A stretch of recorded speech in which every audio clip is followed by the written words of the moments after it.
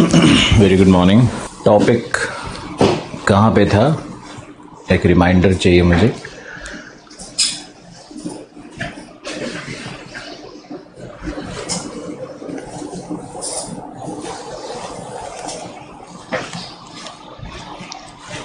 Explain कहाँ तक किया था और कहाँ तक लिखवाया था।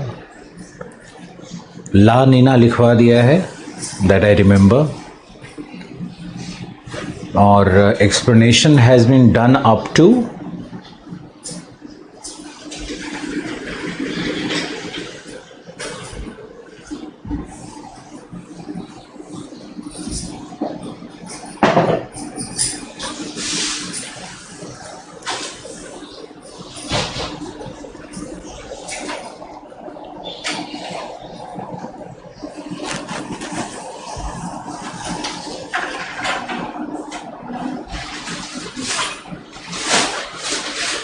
good morning all, but explanation has been done up to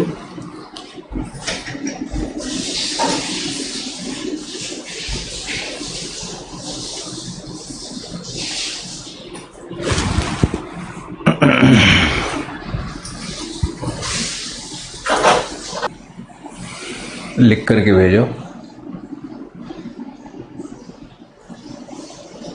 explanation up to कुछ तो लिखा था।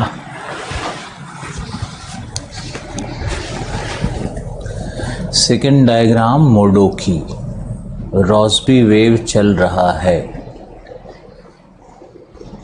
प्रशांत महासागर में एल नीनो की व्याख्या कर रहे थे। अच्छा ये बताओ कि एल नीनो के इम्पैक्ट को इंडियन ओशियन पे एक्सप्लेन किया है या नहीं।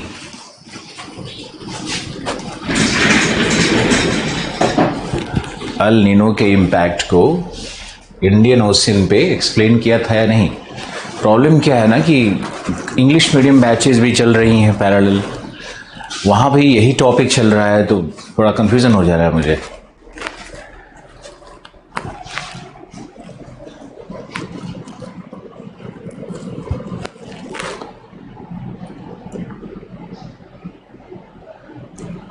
नो सर, ओके, ठीक है ठीक है ठीक है ठीक है, आई फुली अंडरस्टैंड नाउ क्या करना है मुझे।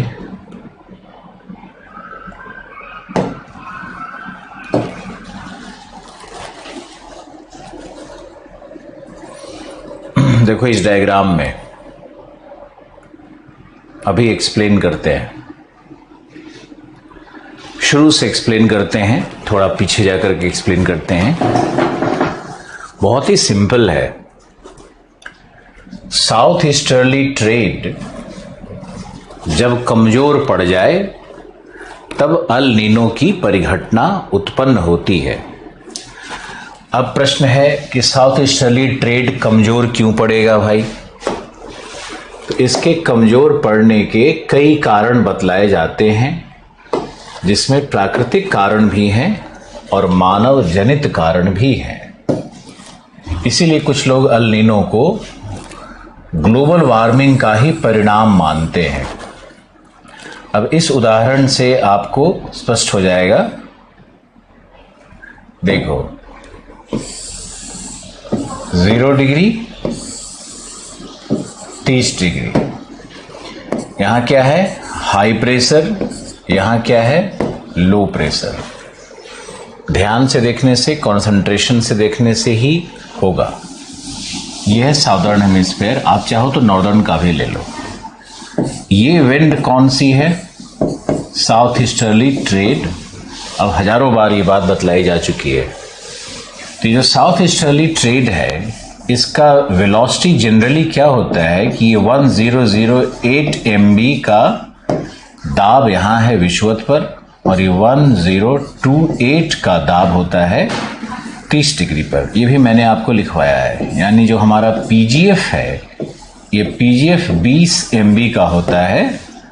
तो वेलोसिटी क्या होगा, नॉर्मली ट्रेड विंड का वेलोसिटी क्या हो जाएगा 20 × 1.8 यानी 36 किलोमीटर पर आवर का विंड वेलोसिटी होता है सामान्य रूप से नॉर्मल ईयर में। लेकिन जब सन स्पॉट एक्टिविटी होगा और सन स्पॉट साइकिल में सूर्य जब वैक्सिंग में होगा फिर वेनिंग में होगा, वैक्सिंग में होगा वेनिंग में होगा, फैकुला का संख्या घटते बढ़ता रहता है। सूर्य की सतह पर जो डार्क स्पॉट्स होते हैं ना, जो ब्राइट स्पॉट्स होते हैं, डार्क स्पॉट्स होते हैं, तो जब फैकुला का संख्या हम लोग काउंट करते हैं कि जब फैकुला का संख्या बढ़ जाता है तब ज़्यादा इंसोलेशन आता है, उसको हम लोग वैक्सिंग पीरियड कहते हैं। और फैकुला का संख्या घटने लगेगा तो उसको हम लोग वेनिंग पीरियड कहते हैं। फिजिक्स में वैक्सिंग वेनिंग आपने पढ़ा होगा, हिंदी में वृद्धि काल, वृद्धि चरण और ह्रास का चरण। तो सन स्पॉट साइकिल में, सूर्य में जब सन स्पॉट साइकिल होता है तो सन स्पॉट में वो जो काला धब्बा दिखता है ना, वो उसका कारण ये होता है कि वहां पर मैग्नेटिक स्टॉर्म इतना स्ट्रांग होता है कि सन का जो लाइट रेज वो निकल नहीं पाता है। और सन का जब लाइट रेज निकल नहीं पाता है तो पहले लोग मानते थे कि पृथ्वी पर सूर्यातप घटेगा, लेकिन अब ऐसा नहीं है, इसलिए पुरानी किताबों को मत पढ़ लेना। अब ऐसा है कुछ कि जब डार्क स्पॉट्स बहुत बढ़ गया है, इसका मतलब वहां पे मैग्नेटिक स्टॉर्म्स बढ़ गया है, तो इसका मतलब होता है कि सूर्यातप की मात्रा पृथ्वी पर अधिक होगी। यानी हाई सन स्पॉट में, वैक्सिंग सन स्पॉट में सूर्यातप की मात्रा बढ़ जाती है। और जब भी सन स्पॉट का वैक्सिंग काल आएगा, जब बहुत ज़्यादा सूर्यातप पृथ्वी पे आने लगती है, तब हमारे यहाँ बनता है ला नीना। और जब वेनिंग काल आता है, जब सूर्यातप की मात्रा घटने लगती है, तब हमारे यहाँ प्रकट होता है अल नीनो। समझ गए? ये तो सामान्य काल है, सामान्य काल में ये विंड वेलोसिटी होगा। लेकिन अगर वेनिंग काल है तो ये क्या होता है, 1 0 0 1 0 1 0, ऐसे थोड़ा सा दाब बढ़ गया।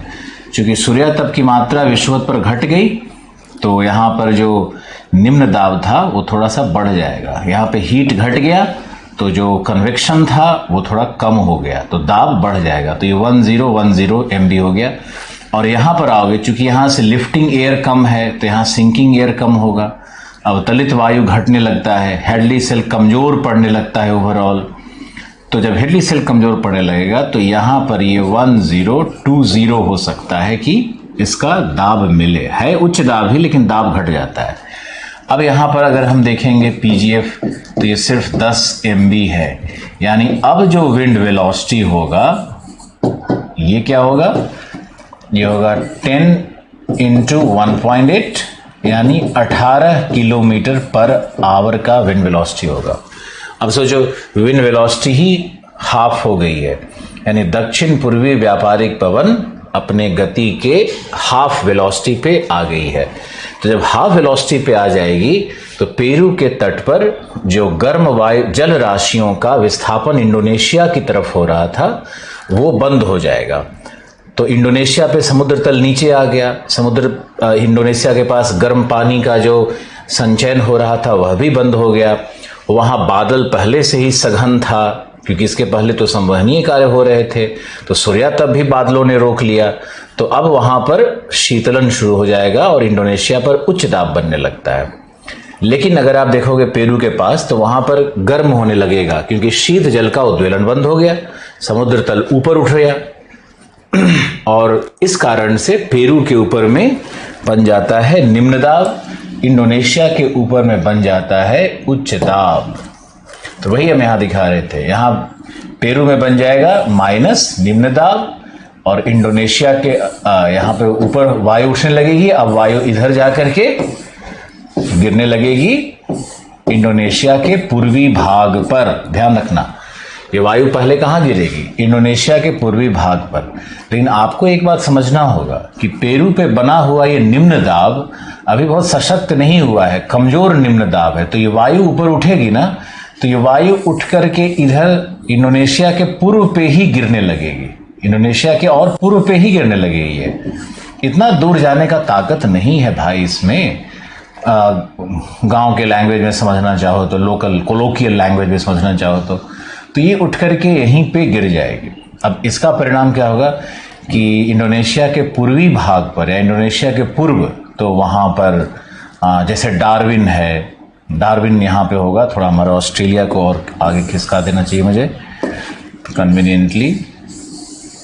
तो मान लो डार्विन के पास जो है वो दाब क्या हो जाएगा, उच्च दाब हो जाएगा। और इस तरह से ये सेल, अब यहां से आकर के ये वायु इधर लौट रही है ना, ये वायु सेल की लौटेगी, तो ये हो गया हमारा वॉकर सेल का रिवर्सल। और वॉकर सेल का पूर्वी विस्थापन भी हो गया है। अगर तुम ठीक से देखो तो ये वॉकर सेल पूर्व की ओर विस्थापित हो गया है ना, यहां से कई सैकड़ों किलोमीटर पूर्व की तरफ विस्थापित हो जाता है, कमजोर वॉकर सेल है। अब ये जो वॉकर सेल की वायु लौट रही है ये सतही विषुवतीय गर्म जल को परिवहित करती हुई ले जाएगी, तो यही केल्विन करंट है, यही केल्विन वेव कहलाता है। और यही केल्विन वेव जब जाकर के पेरू से टकराएगा और वहां के गर्म होती दशाओं को और गर्म करेगा, यहां पर गर्म जल का संचयन बढ़ जाएगा, तब वहां पर एक गर्म धारा उत्पन्न होती है, वही एल नीनो है। और जब ये एल नीनो इफेक्ट, ये जो तुम देख रहे हो ना एरो, केल्विन करंट है, यहां पे एल नीनो इफेक्ट आ गया, तो यहां से गर्म जल वापस भी तो लौटेगा। कितना जमा होगा बताओ, कहीं ना कहीं तो उसको वापस लौटना है, ये दोनों तरफ लौटेगा, ऐसा हमने मना नहीं किया, तो ये दोनों तरफ लौटेगा। ये जो लौटता हुआ जल है यही कहलाता है तुम्हारा रॉसबी वेव, ROSSOBY। रॉसबी तरंग एक हमने जेड स्ट्रीम में पढ़ाया था, एक हमने यहां आपको बताया है। तो ये है हमारा रॉसबी वेव, और यही रॉसबी वेव से जो गर्म जल ट्रांसपोर्ट होकर के सेंट्रल पैसिफिक में आएगा, तो यही बनाएगा हमारा मोडोकी फेनोमेना, यही मोडोकी बन जाता है। आशा है आपके समझ में आ रहा होगा, पिछले क्लास में भी मैंने बताया था, और चीज़ें बहुत कॉम्प्लेक्स है, मैंने एक मॉडल के रूप में उसको ढाल दिया है। अब आप देखो कि जब अल नीनो यहाँ पर आएगा, यहाँ पर जल गर्म हो गया, तो पेरू में संवहन, यहाँ संवहन हो रहा है, पेरू में अटकामा में वर्षा हो रही है, जहाँ डेजर्ट था वहाँ पर वर्षा हो रही है। इंडोनेशिया पे उच्च दाब हो गया, डार्विन पे उच्च दाब हो गया, तो डार्विन में मॉनसून खराब हो गया, यहाँ पे वर्षा नहीं होगी। इंडोनेशिया के पूर्वी भाग में सूखा पड़ रहा है, जंगल की लकड़ियों को पानी नहीं मिल रहा है, लकड़ियाँ सूख करके आपस में घर्षण करके जंगल की आग फैल जाती है। कालीमंतन पे, बहुत सारे आइलैंड्स पे, सुलावेसी पे जंगल की आग यहाँ लग जाती है। तो अल नीनो का प्रभाव क्या होगा, वैश्विक प्रभाव क्या होगा, उसको भी आप देख सकते हो। अब आपके अंदर में एक प्रश्न आ सकता है कि भाई ये जो एल नीनो फिनोमेना है, ये इस तरह का प्रभाव इंडियन ओशियन में क्यों नहीं है, या इस तरह का प्रभाव अटलांटिक ओशियन में क्यों नहीं है, क्योंकि दक्षिण पूर्वी व्यापारिक पवनें तो सभी ओशियन में क्षीण हो रही हैं, और अटलांटिक में भी तो कोल्ड अपवेलिंग जोन था। तो हम ये कहते हैं कि बिल्कुल सही, जहां भी कोल्ड अपवेलिंग जोन था वो सब प्रभावित होगा, सब प्रभावित होगा। लेकिन चूंकि पैसिफिक जो है, ये पैसिफिक सबसे विशाल ओशियन है, और यहीं पे सारा जो एनर्जी का कंजर्वेशन होता है सूर्यातप का, ये एनर्जी हाउस है, समझो एक तरह का रिजर्वायर ऑफ एनर्जी है। ऊर्जा का संचयन ही यहीं पर होता है, तो ऊर्जा का ट्रांसफर जो है ना वो ज्यादा मैनिफेस्ट यहीं पे होता है, इसीलिए एल नीनो फिनोमेना होता है। क्योंकि पूरे पृथ्वी का लगभग मान लोगे तो 3/4 ऊर्जा तो पैसिफिक में ही अंदर समाया हुआ है, बाकी ये सब ओशियन बहुत छोटा है। यहाँ भी एल नीनो जैसा इफेक्ट आएगा, सोमालिया के पास पानी गर्म होने लगता है, अफ्रीका के इधर तट पर भी, यहाँ नीचे भी, यहाँ भी पानी गर्म होने लगता है, लेकिन उसका कोई वैश्विक जलवायु पर प्रभाव एज सच नहीं पड़ता है, ये मूल बात है। लेकिन एल नीनो का प्रभाव जो मैंने आपको कहा कि वो अफ्रीका के पश्चिमी तट पर भी एल नीनो जैसी दशाएं बनती है, छोटी मोटी दशाएं बनती रहती है, उसका कोई वैश्विक प्रभाव नहीं होता है। इसलिए हम लोग एल नीनो मॉडल को, मेनली एल नीनो यहीं का है, साउथ अमेरिका का ही है। इसमें इतना एनर्जी है ना, इतना कन्वेक्शन है कि ये पूरा ग्लोबल सर्कुलेशन को इम्पैक्ट करेगा। यहाँ वाले में बेचारे पे कन्वेक्शन है ही नहीं, थोड़ा बहुत पानी हो लेगा नामिब में और बात खत्म हो जाएगी। यहाँ ऐसा वॉकर सेल को रेगुलेट करने की ताकत नहीं है, यहाँ वॉकर सेल को रेगुलेट करने की ताकत बन जाती है, एनर्जी इक्वेशंस के कारण ऐसा है। आशा है आपके समझ में ये चीज़ें आ रही होंगी, और बहुत सारे आपके मन में प्रश्न होंगे, उनका जवाब अपने आप ही नेचुरली ऑटोमेटिकली बिना पूछे आपको मिल रहा होगा। ओके, तो अब ये जो लेफ्ट होकर की जो वॉकर सेल का सर्कुलेशन बन रहा है, इस पे हमने समझ लिया कि ये वॉकर सेल का रिवर्सल हो गया, एल नीनो आ गया। मोडोकी में क्या होता है कि जैसे अल नीनो धीरे धीरे तो खत्म होगा ना, 25 दिसंबर को आया तो 4-5 महीने में अल नीनो का प्रभाव खत्म हो गया, फिर से साउथ ईस्टर्ली ट्रेड स्ट्रांग हो गई, तो यहाँ पे शीत जल का उद्वेलन शुरू हो गया। अब यहाँ भी शीत जल का उद्वेलन और इंडोनेशिया के पास भी ठंडा पानी, तो दोनों तरफ ठंडा पानी और बीच में बेचारा गर्म पानी, गर्मा गर्म पानी, रोजी वेव तो रहेगा। इसका कारण होता है टाइम लैग। ऐसा तो नहीं है ना कि यहाँ पे अचानक से शीत जल का उद्वेलन हुआ और अगले ही क्षण ये घूमने लगा, उल्टा नहीं, ऐसा नहीं होगा, टाइम लैग होगा, 5-6 महीने का टाइम लैग बन जाएगा। तो ऐसा सिचुएशन आ जाता है कि मोडोकी में यहाँ भी कोल्ड वाटर, यहाँ भी कोल्ड वाटर, बीच में सेंट्रल वाटर इज वार्मर। और मोडोकी तभी आता है जब बहुत स्ट्रॉन्ग एल नीनो का वर्ष हो या फिर ग्लोबल वार्मिंग के इम्पैक्ट से देखा जा रहा है कि जो रॉसबी है वो क्या होता है ना कि रॉसबी मान लो कि 2 डिग्री तापमान बढ़ाया और 2 डिग्री ग्लोबल वार्मिंग बढ़ा दिया तो हो गया मोडोकी। और क्या, सामान्य में अगर ग्लोबल वार्मिंग नहीं होगा, रॉसबी तरंग लौट करके 1-2 डिग्री बढ़ाया भी तो उससे ज्यादा फर्क नहीं पड़ता है। समुद्र में क्या होता है कि अगर आप 1 डिग्री तापमान बढ़ाओ तो बहुत मेजर फर्क नहीं पड़ता है, 2 डिग्री तापमान बढ़ाने में बहुत बड़ा फर्क पड़ता है, 4-5 में तो भयावह फर्क पड़ जाता है। कारण उसका है कि जो वेपराइजेशन का रेट है ना उतने ही मल्टीपल्स में ग्रो करने लगता है, और जैसे ही वेपराइजेशन होने लगा, वायुमंडल में जो लैटेंट हीट निकलने लगा, जो वेपर ऐड होने लगा, बस सारी मौसमी दशाएं, सर्कुलेशंस उसी से रेगुलेट होती है। छोटी छोटी बातों को समझने से बड़ी बड़ी पुस्तकों को पढ़ने में मदद मिलती है, इसलिए हम छोटी छोटी बातों को भी बताते रहते हैं। अब आप देखो यहां पे आओ, और ये है हमारा अब इंडोनेशिया। अब इंडोनेशिया में क्या होता है कि इंडोनेशिया के पूर्वी भाग में तो प्लस बन गया, यहां देखो प्लस बन गया है क्योंकि वॉकर सेल उल्टा हो गया, यहां प्लस बन गया है, लेकिन पश्चिमी भाग में माइनस लो प्रेशर बना रहता है। लेकिन ये जो लो प्रेशर है, यहां लो प्रेशर से जो वायु ऊपर उठ रही है, ये अब इतनी ताकतवर नहीं है, तो ये सोमालिया तक पहुंच ही नहीं पाएगी, ये कभी सोमालिया नहीं पहुंचने वाली है, ये जाके गिर जाएगी आपके बे ऑफ बंगाल के ऊपर में, या और थोड़ा पहले ही गिरा लो, यहाँ पे इस पॉइंट पे गिरा लो, ये लो यहाँ गिरा लो, इधर ही कहीं गिरेगी, सब कुछ निर्धारण नहीं होता है। तो यहां पर बन जाएगा प्लस और यहीं से ये वायु लौट जाएगी। अब देखो ये वॉकर सेल जो इंडियन ओशियन के ऊपर में था, इसका क्या हो गया, ऐसा प्रतीत होगा कि यह वॉकर सेल यहां से शिफ्ट कर गई है ना। ये वॉकर सेल तुमको देखने में लगेगा कि ये वॉकर सेल शिफ्ट कर गई है, किधर, पूर्व की तरफ लगे, जैसे पहले तो वॉकर सेल यहां था ना, ये वॉकर सेल था, ये वॉकर सेल था, अब लग रहा है कि पूर्व की तरफ शिफ्ट कर गई है, तो पूर्व की तरफ शिफ्ट भी कर जाती है, और shortening and eastward shift of the Walker cell कहते हैं, यानी वॉकर सेल छोटी भी हो जाती है और उसका पूर्व की तरफ विस्थापन भी हो जाता है।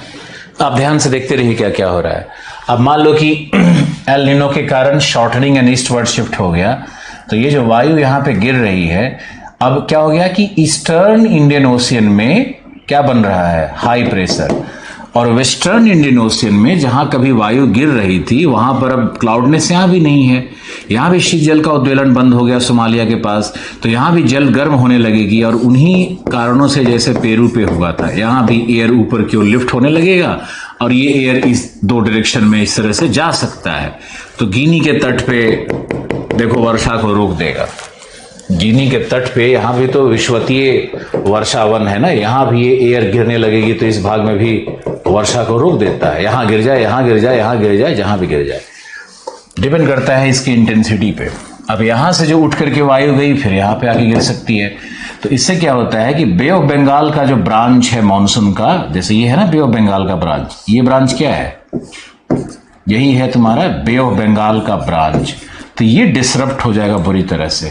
प्लस यहाँ जो ट्रॉपिकल साइक्लोन्स, ट्रॉपिकल डिस्टर्बेंसेज विक्षोभ बनते थे वो सब डिस्टर्ब हो जाएंगे, यानी कि इससे क्या होगा, फर्क पड़ेगा कि ITCZ में जाने वाले ट्रॉपिकल साइक्लोन्स भी नहीं जा रहे हैं और बे ऑफ बंगाल भी डिसरप्ट हो गया है, तो पूरा जो नॉर्थ ईस्टर्न इंडिया और ईस्टर्न इंडिया नॉर्थ प्लेन का जो वर्षा है वो बुरी तरह से अफेक्टेड हो जाता है, कभी होगा कभी नहीं होगा, कभी अगर इसको कोलोकियल भाषा में कहें तो ये बेचारा बे ऑफ बंगाल एकदम से छितरा जाता है और कहीं कहीं इसकी कुछ कुछ डिस्टर्ब हो जाता है ना पूरी तरह से ये, तो ये प्रभाव होगा मानसून पे, मानसूनी वर्षा कम होती है।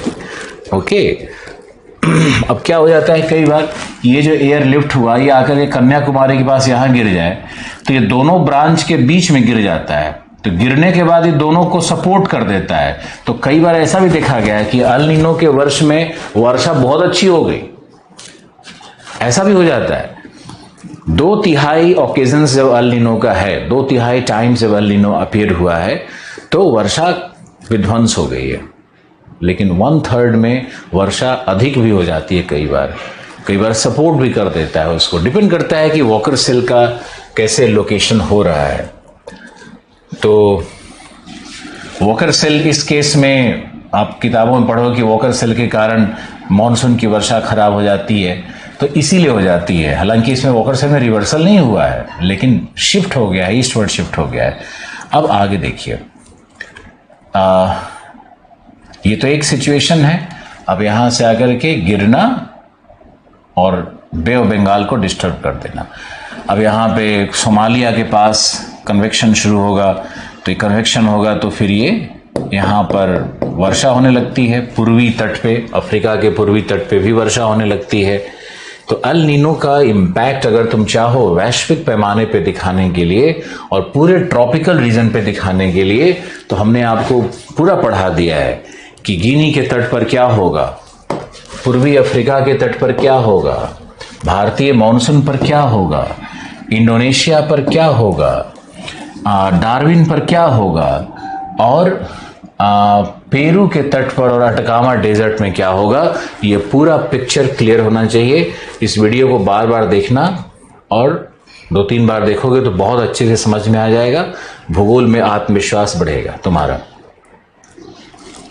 ओके, फिर तुम देखो कि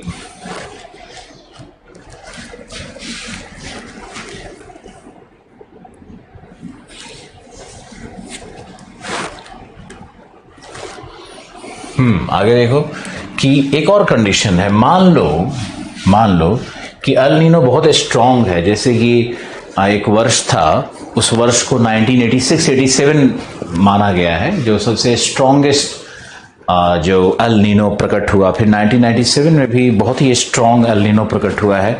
तो कई वर्षों में ऐसा देखा गया है। 1978-79 में भी देखा गया है अल नीनो को प्रकट होते हुए। तो ये ऐसे वर्ष हैं जब इतना स्ट्रांग है एल नीनो कि मॉनसून भारत में वर्षा की जगह सहारा में वर्षा देखा गया। और सहारा में जब वर्षा देखा गया है तो इसका एक बहुत ही स्ट्रांग रीज़न है, और वो रीज़न अभी आपको मॉडल पे एक्सप्लेन करते हैं। इस डायग्राम को बनाइए, फिर मुझे बताइए कि डायग्राम बन गया, फिर एक्सप्लेन करते हैं।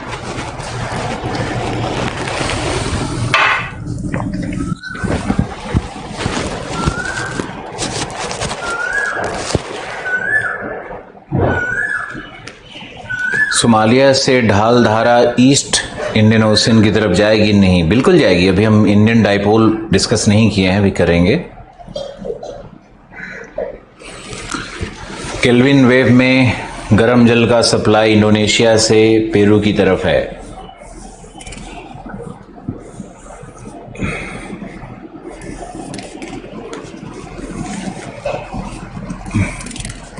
Lavkesh Prajapat, done, that's good.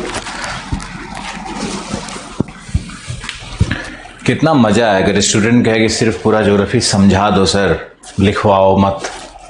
लेकिन मुझे ये पता है कि अगर लिखवाएंगे नहीं ना तो पूरा फ्यूचर ख़त्म है, मेंस नहीं लिख पाओगे फिर, इसलिए डबल। सर इंडोनेशिया के ईस्ट भाग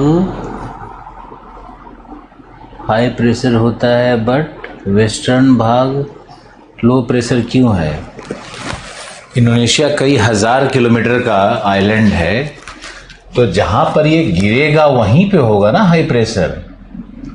अभी आगे मॉडल देखो, आगे में पूरे में भी हो जाएगा। अब यहां देखो, वॉकर सेल आगे शिफ्ट कर गया है। अब क्या है कि ईस्टर्न इंडियन ओशियन में, इंडियन ओशियन के पूर्वी भाग में उच्च दाब है।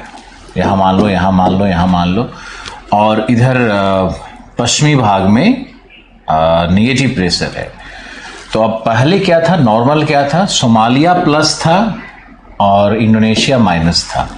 अब क्या है, इंडोनेशिया प्लस है, सोमालिया माइनस है, उल्टा हो गया। इसी को बोलते हैं निगेटिव इंडियन डाइपोल। और निगेटिव इंडियन डाइपोल के दशा में क्या होगा, समझने की कोशिश करो कि मॉनसून डिसरप्ट हो जाता है, इसीलिए इसको निगेटिव इंडियन डाइपोल भी कहते हैं। ऑल राइट, अब इसमें आगे देखिए कि ये तो एक सिचुएशन है। दूसरा सिचुएशन एज्यूम करते हैं। मैंने आपको दो प्रकार से मॉनसून पर प्रभाव को लिखवाया है। तो ये हमारा पहला था eastward shift and shortening of the Walker cell. दूसरा है हमारा reversal of the Walker cell. अब क्या आपको समझना है कि जो वॉकर सेल है, ये वॉकर सेल का रिवर्सल कैसे हो सकता है, ये वॉकर सेल का रिवर्सल कैसे होगा। अब इसमें तभी संभव है जब पेरू के पास जो गर्म जल है, ये केल्विन करंट स्ट्रांग हो। अब केल्विन करंट स्ट्रांग होगा तो ये जो अल नीनो का प्रभाव है वो पूर्वी भाग से बढ़ते बढ़ते यहां पर एक जगह है तहीती। नेट वेट खोलोगे तो ये सब शब्द मिलना शुरू हो जाएगा। तहीती तक ये जो है वो लो प्रेशर सिस्टम बन जाता है, मतलब एक बड़े भाग में लो प्रेशर बन जाता है। सिंपल सा है यार, जहां ज्यादा गर्म जल जितने बड़े भाग में एक्यूमुलेट होगा उतना यहां से तीव्र संवहन शुरू होगा। अब तहीती से भी तीव्र संवहन हो रहा है, यहां से भी मान लो तीव्र संवहन हो रहा है। तो इस दशा में ये जो एयर है ये इधर भी गिरेगा, ज्यादा गिरेगा, और पूरा का पूरा इंडोनेशिया है वो प्लस बन जाएगा, पूरा का पूरा इंडोनेशिया ही प्लस बन जाएगा, है ना। और पूरा का पूरा इंडोनेशिया प्लस बन गया तो उसका रिजल्ट ये होता है कि यहां से ये वायु इधर पुल करेगा, और अब सोमालिया से जो एयर ऊपर की ओर उठ रही है ये अब जाकर के सीधे इंडोनेशिया वाले में ही गिरेगी। और अब क्या होगा कि इंडोनेशिया का सी लेवल नीचे और सोमालिया का सी लेवल ऊपर। अब है यहां से गर्म जल संचयित होने लगेगा पूर्वी हिंद महासागर की ओर। यह भी निगेटिव इंडियन डाइपोल है। कैसे निगेटिव इंडियन डाइपोल है? जब भी पूर्वी हिंद महासागर में प्लस हो और पश्चिमी हिंद महासागर में माइनस हो तो ये इंडियन निगेटिव इंडियन डाइपोल होगा। और जहां भी प्लस होगा, समुद्र तल नीचे है, उधर ही गर्म जल संचयित होगा। अब गर्म जल संचयित होने लगेगा इस भाग में, तो सारे थंडर स्टॉर्म्स अब यहां बनेंगे। अब यहां पे थंडर स्टॉर्म्स नहीं बन रहा है इस एरिया में, जो मॉनसून को मदद करते थे। और ये जो हमारा मॉनसून था, ये जो हमारा मॉनसून इस तरह से आ रहा था, इसका अब क्या होने वाला है देखो। तो ये जो एयर इधर गई, यहां पे आई, अब इधर से एयर का फ्लो बन रहा है। वॉकर सेल उल्टा हो गया, जैसे वहां उल्टा हो गया था वैसे यहां भी वॉकर सेल उलट गया। तो रिवर्सल ऑफ वॉकर सेल हो रहा है। तो ये मॉनसून को पूरा ही पलट देगी इस दिशा में। ये रहा तुम्हारा मॉनसून। अब तुम्हारी मॉनसून की धाराएं अब इधर फैल रही हैं। ये मॉनसून का डायरेक्शन ही चेंज कर सकता है, पूरी तरह डिस्टर्ब कर सकता है। और इस दशा में तो सोमालिया से लेके सहारा के मरुभूमि तक सभी जगह वर्षा, अरब पे वर्षा, इस भाग में मॉनसून आ जाएगा और ये पूरा भाग वर्षा युक्त हो जाएगा। डेजर्ट्स में रेन होने लगेगा। इसीलिए मैंने लिखवाया था driest of the deserts can become wettest of the places, और यहां पे wettest of the places can become dry. तो ये देखो रिवर्सल ऑफ वॉकर सेल भी हो रहा है। हमने जानबूझ के बड़ा बनाया है इंडियन ओशन ताकि आप देख सको, है बहुत छोटा। वास्तव में देखोगे तो ये वाला सेल पूरे बोर्ड पे फैलना चाहिए और ये वाला सेल एक छोटा सा बनना चाहिए, है ना। कई बार आप लोग डायमेंशन का, मैप के लोकेशन का ध्यान नहीं रखते हो ना, तो ज्यादा समझने में तकलीफ होती है। बताओ कितने लोग समझ गए। अब आइए ला नीना पर। ला नीना पर हमने पढ़ाया है या नहीं, मुझे ये बताओ। ला नीना पर हमने लिखवाया है या नहीं, ये बताओ। लिखवाया तो होगा ही ला नीना पर।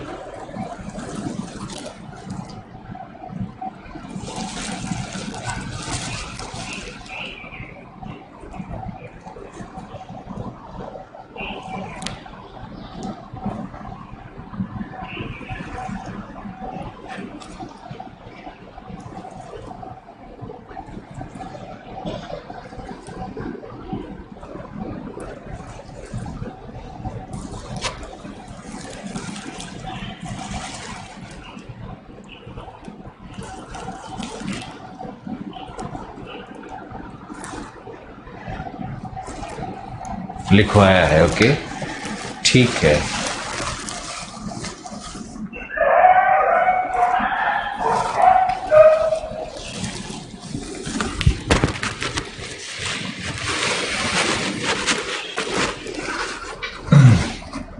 देखो, मॉनसून का जो डिसरप्शन है ना, वो एल नीनो के स्ट्रेंथ पर डिपेंड करता है।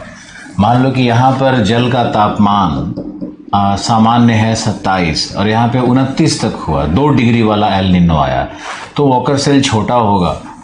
और यह भी मान लो कि अगर 10 डिग्री का एल नीनो आ जाए, अगर मान लो सामान्य यहाँ तापमान जो रहता है पेरू के पास वो 22 है, यहाँ 32 मान लो हो गया तापमान, तब ये कन्वेक्शन बहुत स्ट्रांग होता है पूरा इंडोनेशिया पे, तब रिवर्सल हो सकता है, जो भी दिखाया हुआ मैंने। चलो कि अब आते हैं ला नीना पर। और ला नीना को समझने के लिए कोई और डायग्राम है भी या नहीं मेरे पास, नहीं है शायद।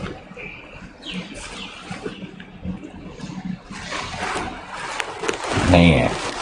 ओके, तो इसी में आपको दिखाते हैं कि ला नीना क्या है। ला नीना बेसिकली कुछ नहीं है, बल्कि एल नीनो का उल्टा है, ऑपोजिट एल नीनो है। ठीक है, ऑपोजिट एल नीनो है। तो जो ऑपोजिट एल नीनो है, तो इसका मतलब एल नीनो में क्या होता था, तिब्बत कह रहे हैं, पेरू के जल का गर्म होना, ये था। पूरा ही हट गया यार, इससे अच्छा तो नए पेज पे ही बना लेना। चलो कहानी भी सुनते रहो। एल नीनो का मतलब था पेरू के तटीय भाग पर जल का गर्म होना। और ला नीना का अर्थ क्या होगा फिर? ला नीना का अर्थ क्या होगा? ला नीना का अर्थ होगा कि इंडिया को इसलिए मॉडिफाई कर रहे हैं ना, क्योंकि ला नीना में इंडिया पे जबरदस्त कुछ होने वाला है। तो ये इंडिया वाले को बहुत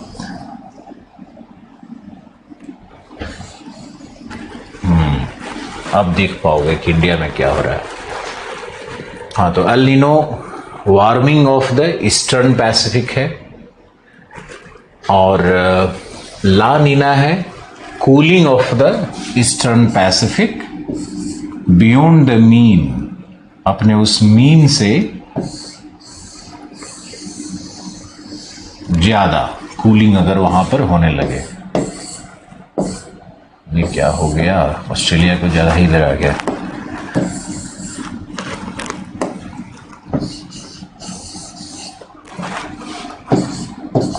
ओके, अब देखो, एक छोटी सी कल्पना करते हैं कि साउथ ईस्टर्ली ट्रेड का सामान्य गति मैंने 36 किलोमीटर बताया था, 20 MB का पीजीएफ बताया, और साउथ ईस्टर्ली ट्रेड का मैंने बताया था 36 किलोमीटर प्रति घंटा। ओके, अब कल्पना करते हैं कि इसकी गति 36 की जगह 60 हो गई, गति बढ़ गई। गति क्यों बढ़ेगी? जब सन स्पॉट साइकिल का वैक्सिंग फेज होगा, वृद्धि काल होगा, और वृद्धि काल होने के कारण साउथ ईस्टर्ली ट्रेड्स का पावर बढ़ गया, वेलोसिटी बढ़ गया। तो अब जो यहाँ शीत जल उद्वेलन हो रहा है वो बहुत ही गहराई से होगा। इसलिए ऐसा होगा क्योंकि यहां से अब ज्यादा पानी, यहां से बहुत ज्यादा पानी शिफ्ट हो रहा है इंडोनेशिया की तरफ। गर्म जल विशाल मात्रा में अभी शिफ्ट हो रहा है, गर्म जल। और गर्म जल का जो ये पूरा भाग है, इसको हम ऑस्ट्रेलिया मान लेते हैं, येलो वाले को। तो ये जो गर्म जल का पूरा भाग है, ये गर्म जल अब पूरा इंडोनेशिया से पूर्वी भाग, ऑस्ट्रेलिया का उत्तरी भाग, सब जगह ये गर्म जल फैल रहा है। ऐसा इसलिए हो रहा है क्योंकि साउथ ईस्टर्ली ट्रेड बहुत ही स्ट्रांग हो गई है, और बहुत स्ट्रांग होने के कारण विश्वतीय गर्म जल का विस्थापन इंडोनेशिया की ओर ज्यादा हो रहा है। तो यहां पर शीत जल का उद्वेलन क्या हो जाएगा? बढ़ जाएगा।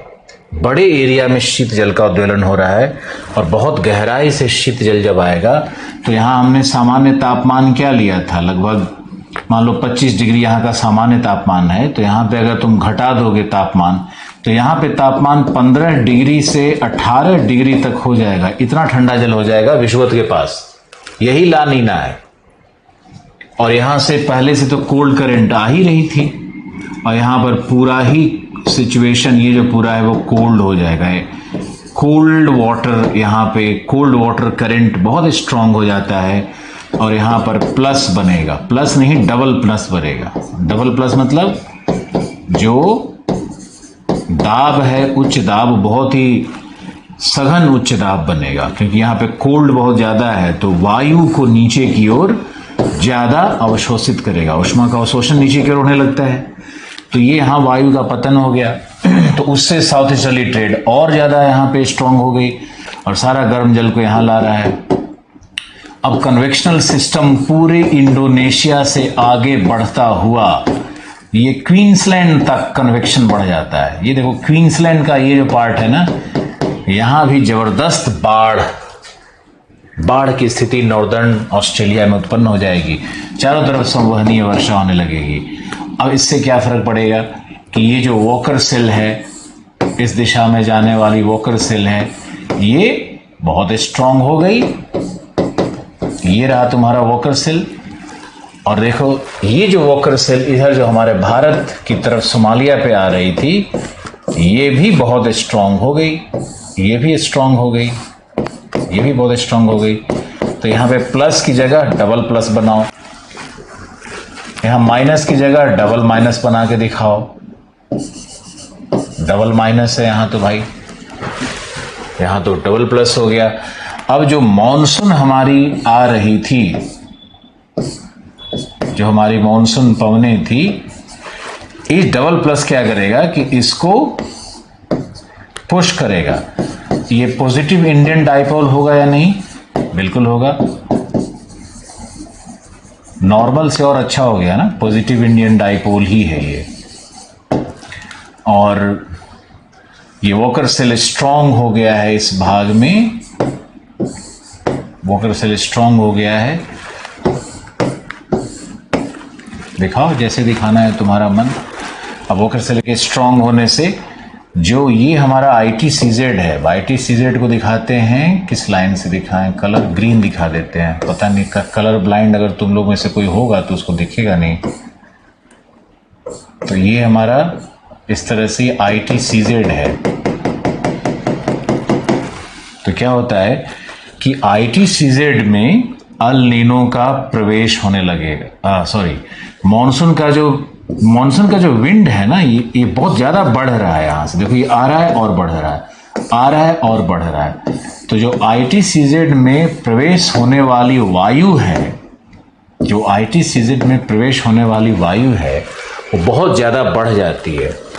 तो ITCZ से क्या होता है कि ITCZ से जो वायु ऊपर उठती है, वह वायु चली जाएगी, और जो तिब्बत के ऊपर में जो एंटी साइक्लोन बना हुआ था, याद है कुछ? ये सब खा पका गए। हमारे टीचर ही बोलते थे, याद है या सब खा पका गए। तो ये क्या था? हमारा पूर्वी जेट था, याद है ना? ये पूर्वी जेट ऊपर में पूर्वी जेट बना हुआ था इस तरह से। तो क्या होता है कि ये जो ITCZ से वायु ऊपर उठ रही है, ये वायु इसमें स्ट्रेंथन करेगी इसको। इसकी ऊंचाई नीचे है, ये जो साइक्लोन एंटी साइक्लोन बना हुआ है ये ऊपर है, ये 12-14 किलोमीटर की ऊंचाई पर है, ये वाला 8-10 किलोमीटर पे है। तो ये इसमें प्रवेश करके इसको मदद करता है। तो ये जो हमारा ट्रॉपिकल स्टर्ली जेट है, इसका वेलोसिटी बढ़ जाएगा। और जब इसका वेलोसिटी बढ़ जाता है, ये जब वेलोसिटी बढ़ जाता है, इसका वेलोसिटी बढ़ जाएगा, तो क्या होता है कि जो साइक्लोन्स बनते हैं ना, tropical cyclones, tropical disturbances, Bay of Bengal की खाड़ी में, वो ज़्यादा ITCZ में आ लगे, उसको ज़्यादा समेटेगा नहीं ऊपर से, यही तो ड्राइव कर रहा है अंदर की ओर, तो ये लाएगा। बहुत सारा परिणाम तुम सोच सकते हो ट्रॉपिकल स्टर्ली जेट के इंटेंसिफिकेशन से। दूसरा क्या होता है कि जो सोमालिया पे आके गिर रहा था, ये तो सोमालिया पे भी आके गिर रहा था, और ये जो एयर था ये आकर के यहाँ मैस्करनीज पे भी गिर रहा था, अगर तुमको याद हो तो मैस्करनीज हाई भी डबल प्लस, सोमालिया पे डबल प्लस, सब इंटेंसिफाई हो गया। और ये जो स्टर्ली जेट है ये शिफ्ट करने लगता है शिवालिक की ओर, तो हो सकता है कि मॉनसून ब्रेक भी आ जाए, क्योंकि इसकी इंटेंसिटी बढ़ेगी, वेलोसिटी बढ़ेगी, तो इसमें कोरियोलिस बल का मान बढ़ जाएगा, और कोरियोलिस बल का मान बढ़ेगा तो ये शिफ्ट कर जाएगी शिवालिक पे, और शिवालिक पे शिफ्ट कर गई तो संभावना बनती है कि मॉनसून ब्रेक हो जाए। लेकिन ज़्यादातर क्या होता है कि ला नीना के कारण बेहतरीन घमासान बहुत अधिक वर्षा होती है, और ये भी देखो कितना इंटेंसिटी कैसे इम्पैक्ट कर रहा है, ये मैस्करनीज हाई को यहाँ भी इम्पैक्ट कर रहा है। और एक तो क्या होता है कि पोलर वोर्टेक्स को भी, एक तो इसका लपट कहाँ जा रहा था बताओ, अगर तुम लोग को याद हो, एक लपट इसका जा रहा था, मैंने जेट में पढ़ाया था, इसका एक लपट जा रहा था पोलर नाइट जेट में, ध्रुवों के ऊपर फैल रहा था, और वहाँ पोलर नाइट जेट को भी स्ट्रॉन्ग कर देता है। तो ध्रुवों के ऊपर में, मान लो जैसे ये ध्रुव है, और ध्रुवों के ऊपर में ये तुम्हारा जेट था, जेट स्ट्रीम वाले थ्योरी को याद करोगे तब याद आएगा, नहीं तो नहीं याद आएगा। तो ये था। अब इसमें भी तिब्बत के पठार से जो वायु ये जा रही है, ये वायु जाकर के इसको भी स्ट्रेंथन करती है, तो ये भी अपने एरिया को बढ़ाने लगता है, इसका भी सर्कुलेशन बढ़ने लगता है, समझे। तो ये भी कोल्ड एयर को पुश करता है, किधर, पोलर वोर्टेक्स को ये पुश करेगा, और पोलर वोर्टेक्स को जब ये दक्षिण की तरफ पुश करेगा, विश्व की तरफ पुश करेगा, तो उससे क्या होता है कि पोलर वोर्टेक्स धीरे धीरे दक्षिण की तरफ आने लगता है, और कई बार तो नॉर्थ अमेरिका के बिल्कुल दक्षिणी भाग तक पहुंच जाता है पोलर वोर्टेक्स। पोलर वोर्टेक्स बना हुआ है सब पोलर जेट स्ट्रीम का, सब पोलर फ्रंट जहां पे है वो पोलर वोर्टेक्स कहलाता है। और ये है जेट, पोलर नाइट जेट, तुम ऐसे देखो, ये है हमारा 60 डिग्री पर पोलर फ्रंट जेट, जिसको हम लोग पोलर वोर्टेक्स कह रहे हैं, ओके। लो प्रेशर पॉकेट इसमें बना रहता है जेट में। अब यहां पे ये क्या है, पोलर नाइट जेट। अब पोलर नाइट जेट अपने एरिया को बढ़ाएगा तो कोल्ड एयर क्या करेगी, बाहर की तरफ पुश करेगी, तो जो पोलर वोर्टेक्स है वो धीरे धीरे दक्षिण की ओर फैलने लगता है। इसके कारण क्या होता है कि जो कोल्ड वेव्स होते हैं, ये साइबेरिया के शीतलहर या नॉर्थ अमेरिका में बिल्कुल साउदर्न स्टेट्स तक यूएस में शीतलहर का फैलाव भी देखा गया है, क्योंकि पोलर वोर्टेक्स को इतना प्रेशर पड़ता है ना इसके स्ट्रेंथनिंग से। तो जब भी ला नीना आता है तो उसका जो आफ्टर मैथ इफेक्ट होगा वो यही होता है कि शीतलहर भी नॉर्थ अमेरिका में फैल सकता है, और साइबेरिया में ठंडी हवाएं बहुत स्ट्रांग हो जाती है, और इतनी स्ट्रांग हो जाती है साइबेरिया में ठंडी हवाएं कि हिमालय को क्रॉस करने लगती हैं। वैसे तो हिमालय एक प्रहरी है, साइबेरिया की ठंडी हवाओं से बचाता है हम लोगों को, लेकिन ऐसा नहीं, कई बार होता है। दिल्ली में मैंने देखा है कि एक बार, शायद ये 2000 समथिंग था, 2003-4 का शायद पीरियड था, कि दिल्ली में लगातार महीनों कोल्ड वेव चलते रहा, वो ला नीना का इम्पैक्ट था। तो कोल्ड वेव भी प्रोड्यूस करता है ला नीना। कैसे करता है, तिब्बत के पठार से कैसे लिंक है उसका, ये मैंने आपको समझाया। हालांकि ये सब आपके सिलेबस में कहीं नहीं है, लेकिन मीटरोलॉजी को समझना और अखबार पढ़ने में सहूलियत होती है। अब कितने लोग समझे ये तो मुझे नहीं पता, लेकिन वीडियो को बार बार देखोगे और पुराना जेट स्ट्रीम का क्लास अगर याद रहेगा तो कि पोलर वोर्टेक्स क्या है, पोलर वोर्टेक्स वीक होने लगता है ला नीना के स्ट्रांग होने से। पोलर वोर्टेक्स वो बाउंड्री है जो पोलर कोल्ड एयर को, सब ट्रॉपिकल वार्म एयर को, दोनों को होल्ड करके अपने अपने एरिया में रखती है। पोलर वोर्टेक्स कहाँ बनता है, पोलर वोर्टेक्स का मतलब कुछ नहीं है यार, जो हमने पोलर फ्रंट जेट पढ़ाया है ना, उसी को पोलर वोर्टेक्स लोग कहता है। उसी जेट का वोर्टेक्स बनता है ना, उसी में क्रेस्ट एंड ट्रफ बनता है, क्रेस्ट एंड ट्रफ बनता है, तो उसी को वोर्टेक्स बनता है, बोलता है लोग। तो बाउंड्री है बेसिकली कोल्ड एयर और वार्म एयर का। और जब ये हमारा पोलर नाइट जेट स्ट्रांग होगा या जो एयर गिर रहा है पोलर नॉर्थ पोल पे, उसकी जब मात्रा बढ़ने लगेगी तो उससे क्या होता है कि वहां का कोल्ड एयर बाहर की तरफ पुश करता है। उसके कारण पोलर वोर्टेक्स का जो बाउंड्री है ना, वो ब्रेक करता है, वो वीक पड़ जाता है और पीछे की तरफ, दक्षिण की तरफ, विश्व की तरफ वो पुश होने लगता है। उसके कारण जो कोल्ड वेव है वो नीचे फैलने लगता है। मालूम नहीं कितना समझ पा रहे हो, नहीं समझ पा रहे हो, बट मैंने तो समझा दिया। अब एक बार इस डायग्राम को बनाओ, और 2-3 डायग्राम इसमें बन सकता है, बनाओ, और बहुत सारे स्टूडेंट्स को भी समझाओ, ज्ञान को बढ़ाओ, क्योंकि इन सब विषयों को लेकर के हिंदी मीडियम क्या, इंग्लिश मीडियम में भी सारे लोग, क्या बोलूं मैं अपने मुंह से, किसी को कुछ नहीं पता है। क्योंकि हम भी तो देखते हैं ना कि बाकी लोगों ने क्या करवाया, क्या करवा रहे हैं। हालांकि मुझे हिंदी माध्यम के लोगों ने भी और इंग्लिश वाले में भी बहुत बदनाम कर दिया कि क्लास में बात करता है, इधर उधर करता है। तो हम भी थोड़ा डिस्करेज हो गए कि जाओ भैया, कौन करे अब मेहनत। लेकिन आप लोग जुड़े हुए हो, जब तक हम पढ़ा रहे हैं आईएएस के फील्ड में, तब तक आप लोग जुड़े हो तो ग्रहण करो। कितने लोगों को समझ में आया मुझे बताओ।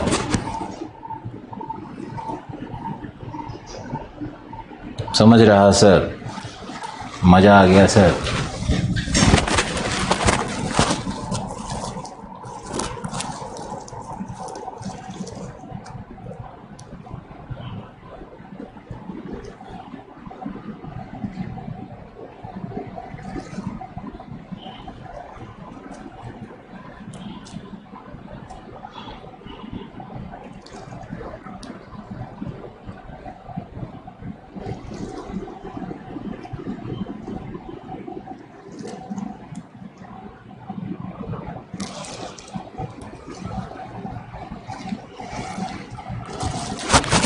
ओके,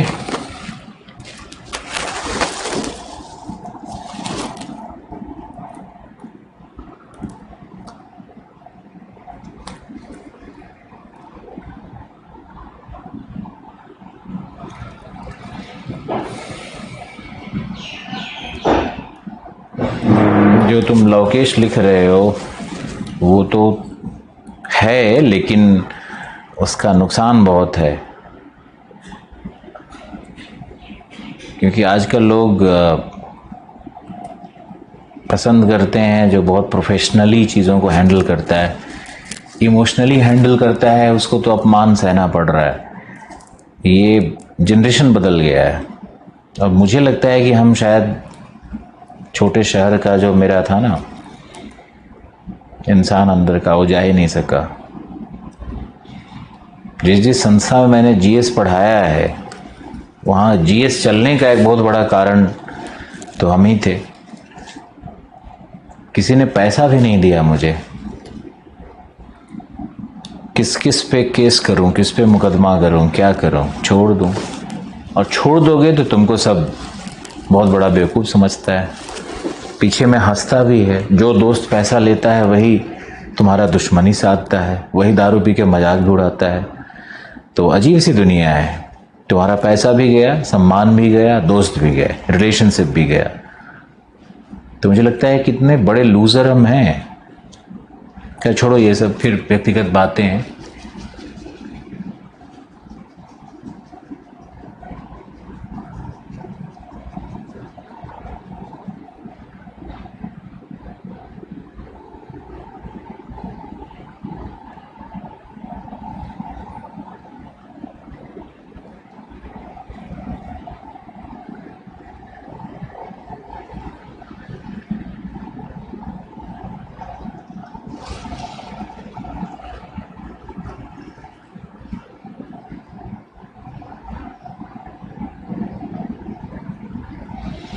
फिन लेटर जेट ऊपर है ना यार।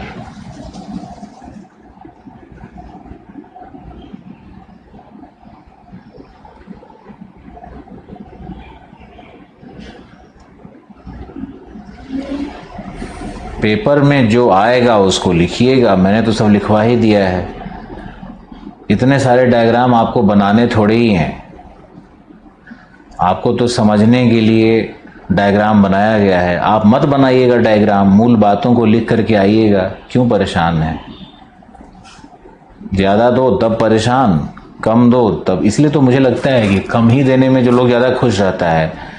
और क्लास में आजकल नौटंकी चल रहा है हिंदी मीडियम में कि टीचर खड़ा होकर के 5 क्वेश्चन लिखवा दिया, 5 क्वेश्चन होमवर्क दे दिया, लड़का उसको जाए घर में प्रैक्टिस करता है, बहुत खुश रहता है।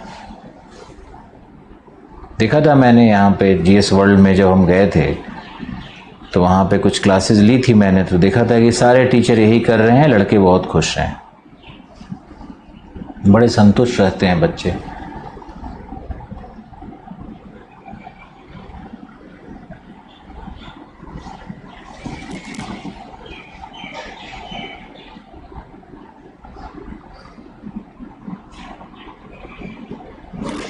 बस आज शनिवार को इतना ही।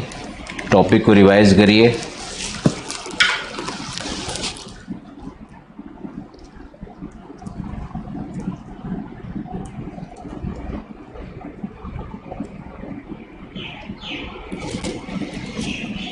चलो okay, thank you, bye bye for the day.